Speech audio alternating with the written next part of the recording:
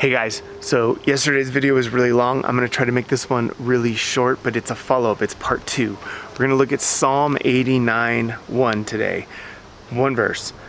I will sing of the steadfast love of the Lord forever. With my mouth I will make known your faithfulness to all generations. So I'll sing of the steadfast love of the Lord forever.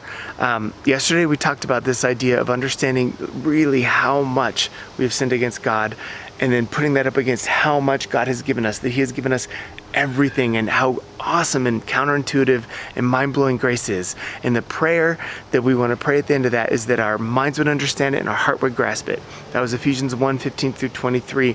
Also, Paul's second prayer, that we would understand how long and high and deep and broad, I know I get the adjectives wrong, is the love of God.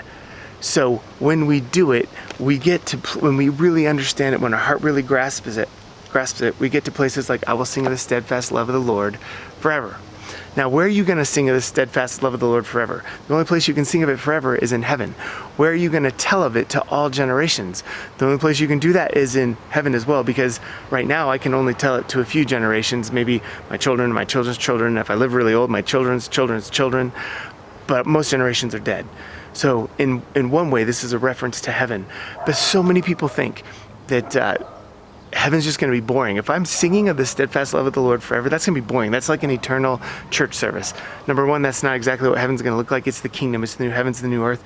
It won't be boring. But even if it was that, check it out. Like, if your mind really understands and your heart really grasps the gospel and the steadfast love of the Lord forever, I believe you would have the only thing you'd want to do is sing of it forever. You would have no choice. It would be controlling you, like 2 Corinthians 5 says, the love of the Lord controls me. Like, if you really get it, that's why that prayer is so important. Praying that your mind would understand and that your heart would grasp the steadfast love of the Lord, the immeasurable glory of His grace.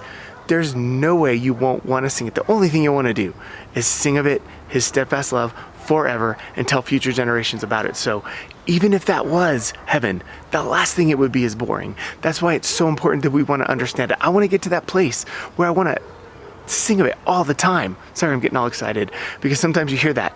Heaven's just going to be this boring church service. If you had a foggiest idea how awesome His steadfast love is, you would want to sing about it forever and it wouldn't be boring. But heaven's going to be even so much better than that. New heavens, new earth. But that's why the prayer is important.